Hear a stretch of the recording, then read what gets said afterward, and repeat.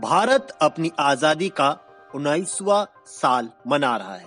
15 अगस्त 1947 को भारत को ब्रिटिश हुकूमत से आजादी मिली थी। उस समय भारत बहुत गरीब, अनपढ़ और पिछड़ा था। वहीं से भारत की एक नई लड़ाई शुरू हुई, गरीबी हटाने की, युवाओं के लिए रोजगार देने की और पढ़ाई लिखाई के क्षेत्र में अच्छा काम करने की। भारत ने इन सभी बातों में बहुत बड़ी कामयाबी हासिल की है। आज भारत उस मुकाम पर पहुंच गया है जहां वह दुनिया के कई विकसित देशों को टक्कर दे रहा है। लेकिन भारत के सामने अभी भी बहुत सी चुनौतियां हैं। अब बात करते हैं कि भारत स्वतंत्रता दिवस कैसे मनाता है। पूरे देश में इस दिन बहुत उत्साह होता है। इस बार 19वें स्वतंत्रता दिवस को भी और भी भव्य बनाने के लिए भारतीय सेना पूरी तरह तैयार है। पहली बार पूरे देश में 140 से ज्यादा जगहों पर सशस्त्र बलों और अर्धसैनिक बलों के बैंड एक साथ परफॉर्म करेंगे। ये खास कार्यक्रम ऑपरेशन सिंदूर की सफलता मनाने के लिए भी रखा गया है, जो देश के लिए गर्व की बात है। इस साल के जश्न को और खास बनाने के लिए 5000 खास मेहमानों को भी निमंत्रण भेजा गया है।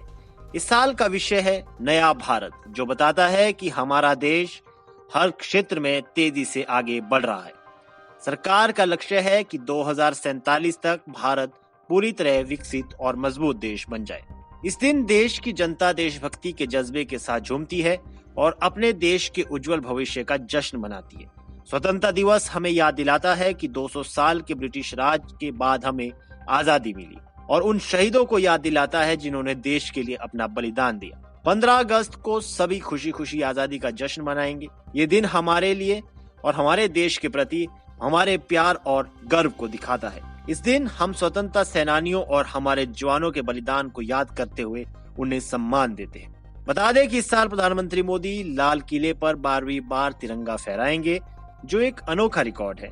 इससे पहले ये रिकॉर्ड पंडित जवाहरलाल नेहरू के पास है, जिन्होंने 17 बार यहाँ पर तिरंगा फहराया था। मोदी का ये रिकॉर्ड सिर्फ संख्या नहीं है, बल्कि उनके लंबे कार्यकाल और राजनीतिक स्थिरता का भी प्रतीक है। ये उन्हें स्वतंत्रता दिवस पर सबसे लंबे समय तक एक गैर कांग्रेसी नेता के तौर पर झंडा फहराने वाला प्रधानमंत्री बनाता है। लाल किले पर झंडा फहराने के बाद प्रधानमंत्री देश की जनता को संबोधित करते हैं। इस संबोधन में देश के लिए कई महत्वपूर्ण बातें और ऐलान होते हैं। जनता को बहुत इंतजार रहता है कि प्रधानमंत्री इस बार क्या कहेंगे।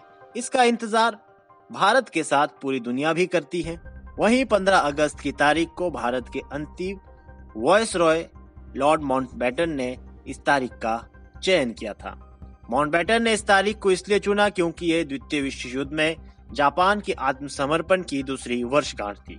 15 अगस्त 1945 को जापान ने मित्र देशों के सामने आत्मसमर्पण किया था और माउंटबेटन उस समय दक्षिण पूर्व एशिया में मित्र देशों के कमांडर थे। इसे एक महत्वपूर्ण तारीख मानते थे। बहरहाल भारत अपनी आजादी का जश्न मना रहा है। ये वो ऐतिहासिक पल है जब भारत अपनी ताकत और लोकतंत्र की परिभाषा को पूरी दुनिया में बताएगा। भारत के लिए ये क्षण बहुत ही खास रहने वाला है।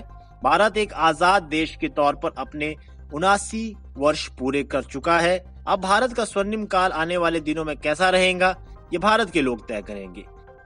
हमसे जुड़े रहने के लिए हमारे YouTube चैनल को सब्सक्राइब करें और नई वीडियो की नोटिफिकेशन के लिए बेल आइकॉन को दबाएं।